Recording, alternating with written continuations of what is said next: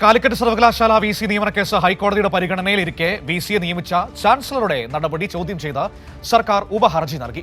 ഉപഹർജിയിൽ എതിർകക്ഷികളോട് നിലപാടറിയിക്കാൻ കോടതി നിർദ്ദേശം നൽകി. ഹർജി അടുത്ത വ്യാഴാഴ്ച പരിഗണിക്കാൻ മാറ്റി. ഉമേഷ് തന്നെയാണ് ഈ വാർത്തയുടെ വിവരങ്ങൾ നൽകുക. ഉമേഷ്, കഴിഞ്ഞ ദിവസമാണ് കാലിക്കറ്റ് യൂണിവേഴ്സിറ്റി VCയെ നിയമിച്ചത് ചാൻസലർ.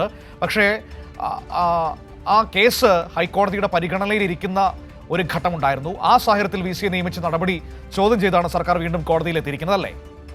അതെ മനു, അത് തന്നെയാണ്. കാരണം ഈ VC നിയമനവുമായി ബന്ധപ്പെട്ട് VCയെ നിയമിക്കാൻ ചാൻസലർ പുറപ്പെടുവിച്ച വിജ്ഞാപനങ്ങൾ റദ്ദാക്കണം എന്നാവശ്യപ്പെട്ടുകൊണ്ട് സർക്കാർ ഹർജി നൽകിയിരുന്നു. ആ ഹർജിയിൽ കഴിഞ്ഞ തവണ ഹൈക്കോടതി വിശദമായ വാദം കേൾക്കുകയൊക്കെ ചെയ്തു. മാത്രമല്ല, ഈ നിയമനത്തിന് VC നിയമനത്തിന് അപേക്ഷ ക്ഷണിക്കാൻ നിയമപരമായ അധികാരമുണ്ടെങ്കിൽ അത് ബോധ്യപ്പെടുത്തണം എന്നും ചാൻസലർ കൂടിയായ ഗവർണറോട് ഹൈക്കോടതി നിർദ്ദേശിക്കുകയും ഒക്കെ ചെയ്തു.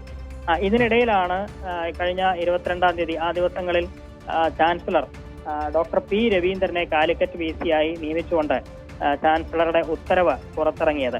അപ്പോൾ ഈ ഒരു കേസ് ഹൈക്കോടതിയുടെ പരിഗണനയിൽ ഇരിക്കെ തിടുക്കപ്പെട്ട് ഇങ്ങനെ VCയെ നിയമിച്ച നടപടി, അത് ആ ചാൻസലറുടെ നടപടി ചോദ്യം ചെയ്തുകൊണ്ടാണ് സർക്കാർ ഇപ്പോൾ ഉപഹർജി ഹൈക്കോടതിയിൽ സമർപ്പിച്ചിരിക്കുന്നത്. ആ ഉപഹർജിയിൽ കോടതി വിശദമായ വാദം കേൾക്കാൻ തീരുമാനിച്ചിട്ടുണ്ട്. അതിനു മുമ്പ് എതിർകക്ഷികൾക്ക്, അതായത് ചാൻസലർ അടക്കമുള്ള എതിർകക്ഷികൾക്ക് പറയാനുള്ളത് എന്താണ് എന്ന് കോടതി അന്വേഷിച്ചിട്ടുണ്ട്. അത് ഇനി അക്കാര്യത്തിൽ ഒരു മറുപടി നൽകണമെന്നാണ് ആവശ്യപ്പെട്ടിരിക്കുന്നത്.